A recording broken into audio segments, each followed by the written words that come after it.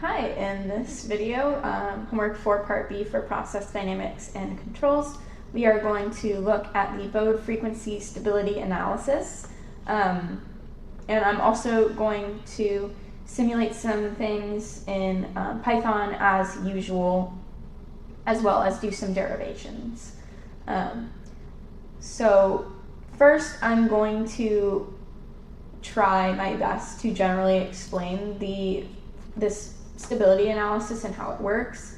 So I'm going to draw some things out and get into that. So this drawing that I drew up is definitely not the best, but we're going to roll with it. What we want to start off with in this video is explain the principle of the Bode frequency stability analysis from the practical viewpoint of microphone and speaker feedback. And we also want to talk about why the amplitude ratio at a 180-degree phase lag is relevant. So these drawings are not the best, but on the left, that like shiny colored one is the microphone, and the blue to the right is the speaker.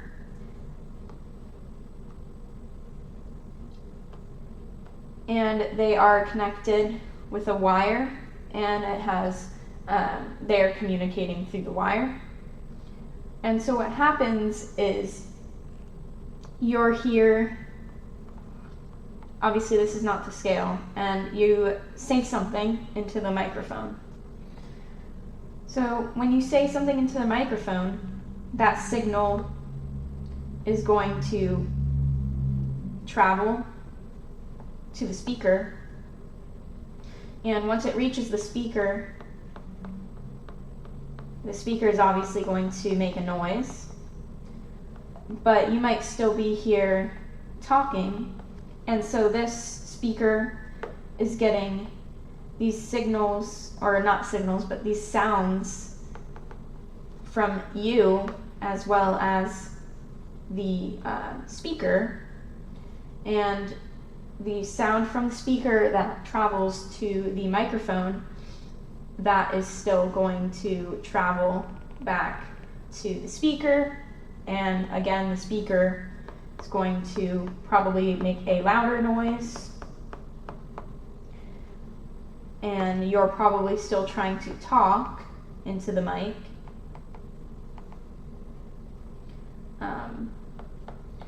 And you have that kind of closed loop of possible issues, especially if the frequencies line up in a certain way. You can hear that screeching noise coming from when you're speaking into a microphone. You might hear a screeching noise or some sort of feedback noise from the speaker itself. Going on with that, at a 180-degree phase lag,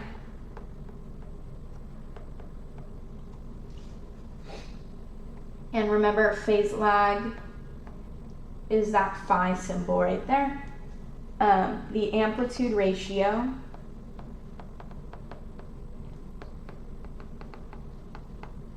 and I'm going to denote it with that A with the hat. The amplitude ratio is less than 1, and the system becomes unstable, and that can cause the screeching noise. What happens is at 180 degrees, the signal is perfectly inverted. So any negative feedback would then become positive feedback, increasing the signal passing through, and this would amplify any disturbances that the mic may pick up from the speaker or possibly from the audience or something of that nature. So if we had a signal, for example, that looked something like this, and it had a 180-degree phase lag. This will not be perfect, but we would see it be completely inverted, perfectly inverted, I should say, because it has been shifted 180 degrees. Next, we would like to show algebraically how the substitution of S is equal to JW into the open loop transfer function yields an amplitude ratio and phase lag in a Bode frequency stability analysis. So I put this little photo right here to kind of give us an idea of what an amplitude ratio is. But as you can see, the output signal here is smaller than the input signal, and the ratio of their amplitudes to each other is the amplitude ratio. Just for reference, this omega is the frequency. If we had a transfer function of something like this, where we had our Kc, so that would be our one of our controller gains times our overall gain divided by tau s plus 1. If we had a typical first order transfer function like that, and then we set S is equal to JW, where that's our frequency, we would then have a transfer function that's in terms of J omega, and that would be equal to KCK divided by tau J omega plus 1. And now we want to multiply by the complex conjugate to get rid of imaginary numbers. So we would need to multiply by 1 minus J omega tau on both the top and the bottom, of course.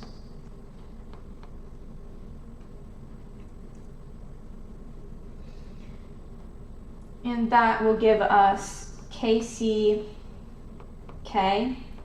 divided by 1 plus omega squared, tau squared, plus J times negative omega tau KCK divided by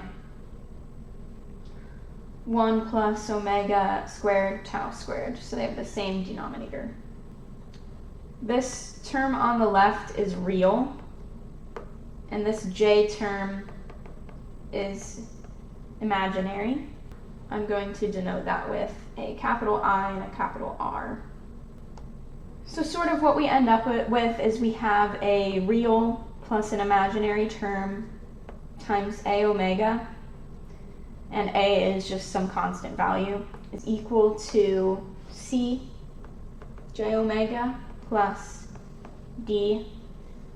And so we want to note that D is equal to A R omega and C is equal to A I. And we also know that R is equal to cosine of that phase lag, and I is equal to the sine of that phase lag. So if we have an input and an output, if our input was A times sine omega t, our output would be A times the amplitude ratio of sine omega t plus phi, that phase lag. Get A I cosine omega t plus R sine omega t.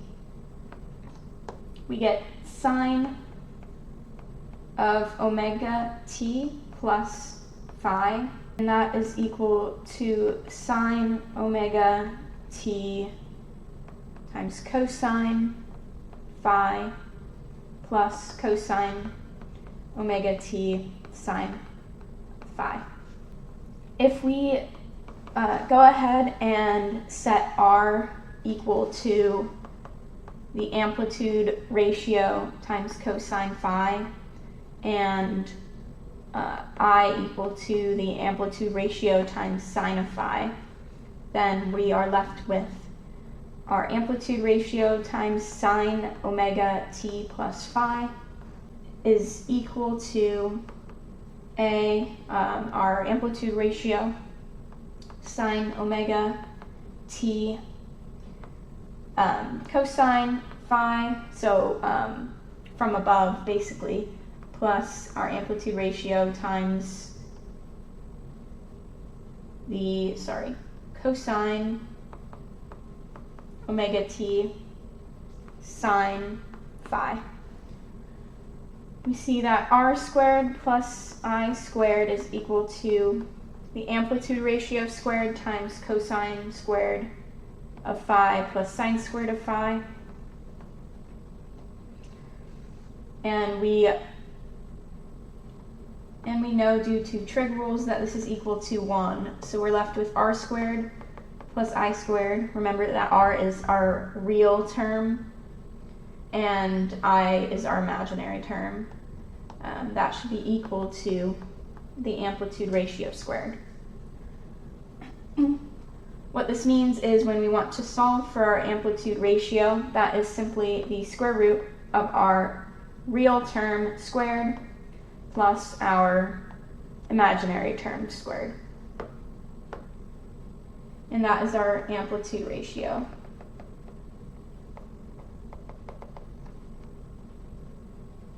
So we didn't just want the amplitude ratio, but we also want the phase lag. From here, we can see that I over R is equal to sine of phi over cosine of phi.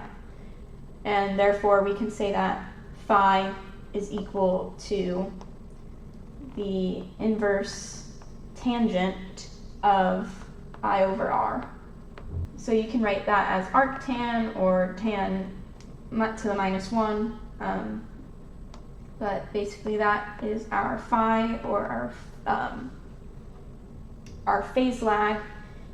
And I'll just rewrite that down here so that they're all together.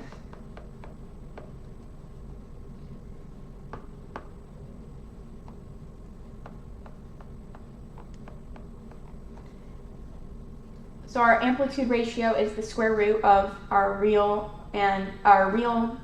term squared plus our imaginary term squared, and our phase lag is equal to the inverse tangent of our imaginary term over our real term. And obviously if you have a transfer function, you would have values that you could plug into here, and that would output a certain amplitude ratio and phase lag. And that's kind of what we are going to code, but like in the previous video, I would like to finish up all my written stuff first. So I'm going to move on to technically the fourth part, and then I'll come back to our coding example. But basically, we want to derive analytical expressions for the amplitude ratio and phase lag. There, of a first order system with proportional only control, as well as that of a pure dead time system. We're actually going to do the pure dead time system first. So what we would have is our transfer function is equal to e to the negative theta s, and then if we set s equal to j omega, we would get gj omega is equal to e to the negative theta j omega. And I want to note here that e to the omega j theta is equal to cosine omega theta minus j sine omega theta. And so we would have our real term and our imaginary term again. And I should have noted this earlier, but j is our imaginary number, so that is equal to the square root of -1. So I could write that as I, just writing that as j to stay consistent with my professor.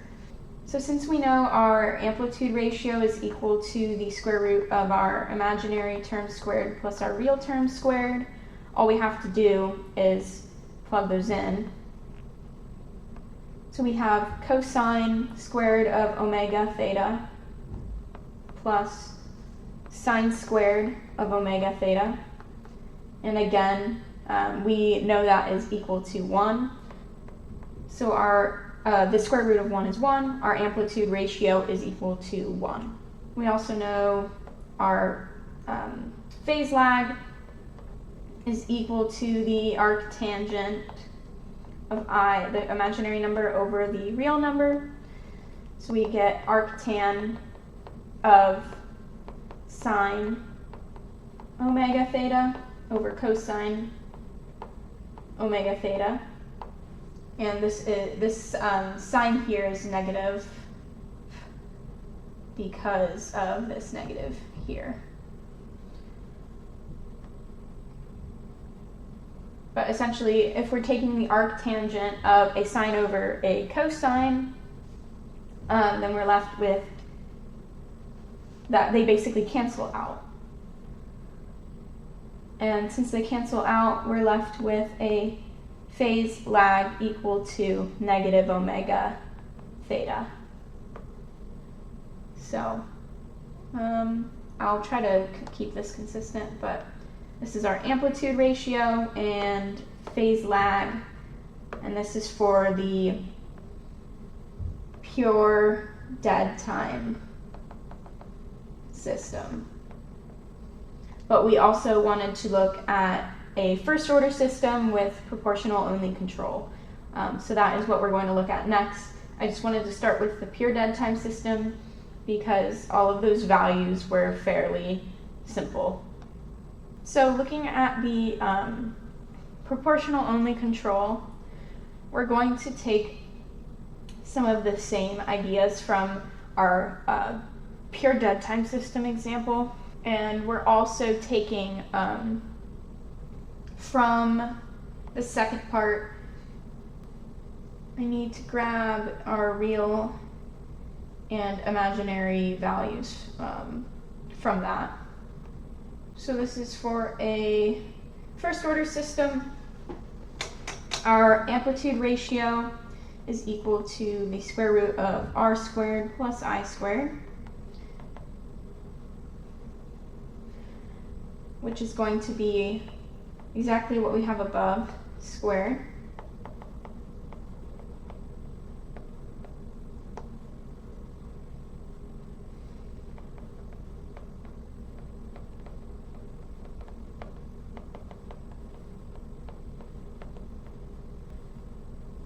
And what that leaves us with is an amplitude ratio of kc times k divided by 1 plus omega squared tau squared.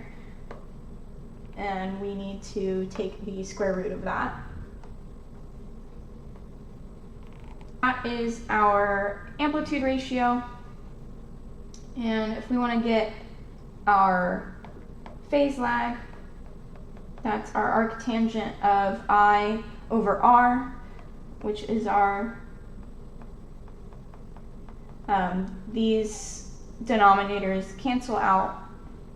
So we have negative omega tau kck divided by kck. Obviously our kc's and our k's cancel. So we're left with phi is equal to the arctangent of negative omega tau. We have our amplitude ratio and our phase lag, and this one was for the second order, or sorry, not second order, first order proportional only system. So we've done that part, and now what I want to do is go back and do the coding. So what we're looking at now is we want to simulate the response of a first order system to a sine input, and I'm going to then explain the early time behavior and compare the magnitude ratio with that obtained from a Bode analysis. As always, I have this import up here, but we're going to go ahead and define our values that we need. So KC I'm going to set as 1. This is our controller gain, and our process gain, our K overall, is going to be set as 1 as well, just to keep this nice and simple. We'll set tau equal to 20 for now, and our frequency as 0.1. Our transfer function was Kc times K divided by tau times S plus 1, and we want to simulate the system's response over time. So we're going to simulate that G.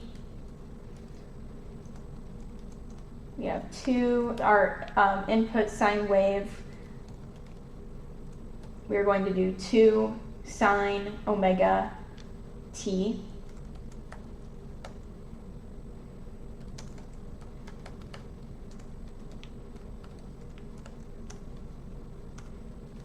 We want to make subplots.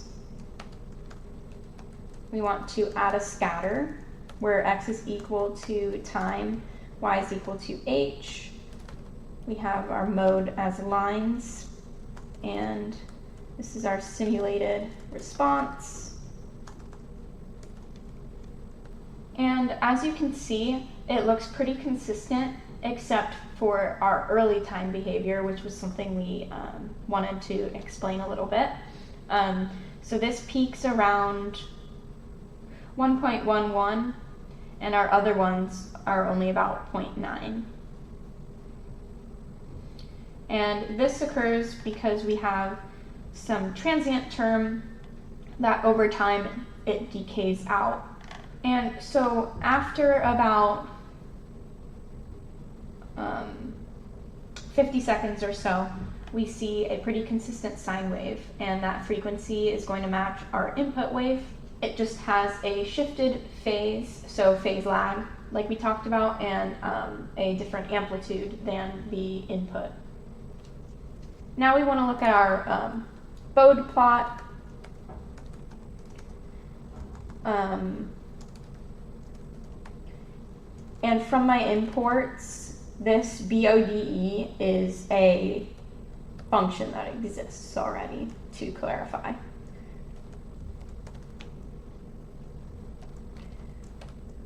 So it's doing all the hard work for me, basically. So as we can see up here, this is kind of our how we look at our amplitude ratio. And when our frequency is relatively low, our amplitude ratio is almost 1, so there's not a big change. But as that increases, we see our amplitude ratio decreasing, which explains why our amplitude going in is 2, but coming out is not 2. And this bottom plot is our phase lag. So again, with a lower frequency, our phase lag is less. And once we get to, once we plateau around here, we're at about 90 degrees. So for a first order system, you can only have up to 90 degrees of phase lag, and so this makes perfect sense. So that is it for part B. Part C, we are going to look into the Smith predictors, and I will be deriving as well as doing some drawings of diagrams and obviously some Python coding as well. Thank you for watching, and I'll see you in the next one.